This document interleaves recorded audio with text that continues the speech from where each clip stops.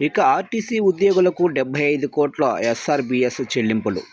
ఇక ఆర్టీసీలో గతంలో స్టాఫ్ రిటైర్మెంట్ బెనిఫిట్స్ స్కీమ్ కింద ప్రతి నెల డబ్బులు చెల్లించిన ఉద్యోగులందరికీ కూడా వాటికి సంబంధించిన 75 కోట్ల మేర చెల్లింపులను గురువారం చేపట్టారు.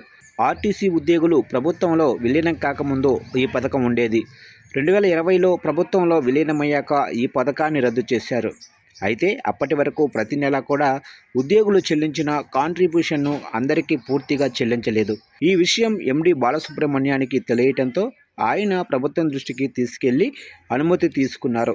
దీంతో ఈ ఏడాది జూన్ నుంచి 2030 మే వరకు పదవీ విరమణ పొందే 8,500 మంది ఉద్యోగులకు 75 కోట్ల మేర నిధులు విడుదల చేశారు. ఈ డబ్బులు గురువారం ఉద్యోగుల ఖాతాల్లో జమయ్యాయి. ఒక్కొక్కరికి 90,000 నుంచి 1,00,000 వరకు వచ్చింది. దీనిపై ఆర్టీసీ ఉద్యోగ సంఘాలు హర్షం వ్యక్తం చేశాయి. ఇక ఎంప్లాయీస్ యూనియన్ అధ్యక్ష ప్రధాన కార్యదర్శులు పల్లిశెట్టి దామోదరరావు, జీవి నరసయ్య, కార్మిక పరిషత్తు అధ్యక్ష ప్రధాన కార్యదర్శులు ఎస్వి శేషగిరిరావు, అలాగనే వై శ్రీనివాసులు ప్రభుత్వానికి ధన్యవాదాలు తెలిపారు.